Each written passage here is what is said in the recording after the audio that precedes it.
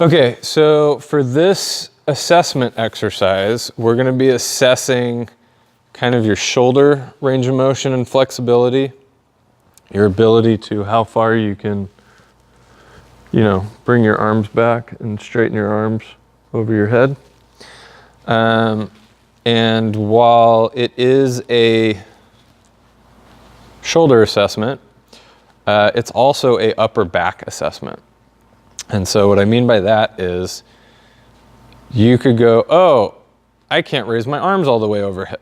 I must have tight shoulders. Well, if you're already at the point where your upper back is kind of stuck in this position all the time, whether for some people that actually might be permanent if their bones are fused, starting to fuse that way and the discs are deteriorating. Or for some people it might be temporary and you could actually fix it. But if you are stuck in this, the rounded upper back, one of the technical terms for it is kyphosis. So your upper back is rounded forward. So if you're in kyphosis, or this kyphotic curve, this rounded, hunched over curve here, even if your shoulder's flexible, it's not going to raise straight over your head because it can't, because your back's not straight. But if you could improve the range of motion in your back, suddenly your arm can actually go straight overhead. And you might go, who cares? Why are we doing this?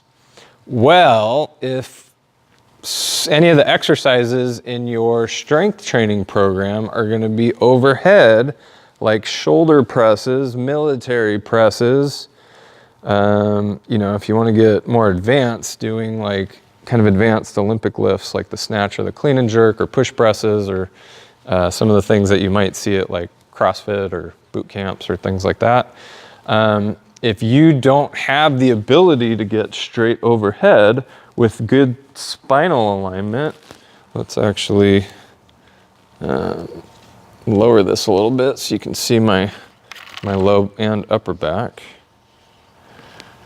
Okay.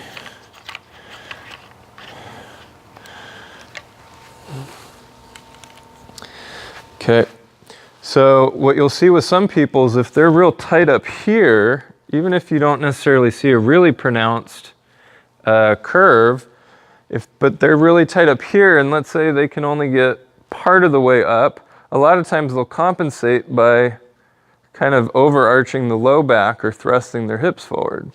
Now that's not an acceptable compensation to get that straight overhead, because instead of causing shoulder problems by not having good alignment this way, you're going to cause lower back problems by having a bunch of weight loaded over your back bending, and that's just not good.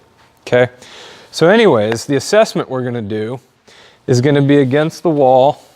You're going to put your feet, your butt, and your shoulder blades against the wall, and you're going to attempt to kind of minimize the amount of space between your low back and the wall. Your low back doesn't have to touch, but we don't want it arched really far away from the wall. We want it fairly close in a fairly neutral stance.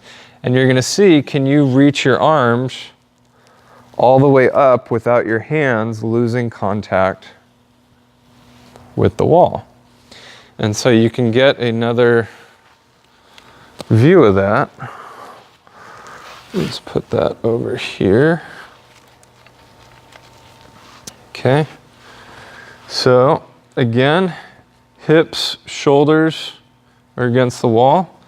I'm trying to touch my hands, and then I'm going to try to not overly arch my back, but I'm going to try to push my low back toward the wall.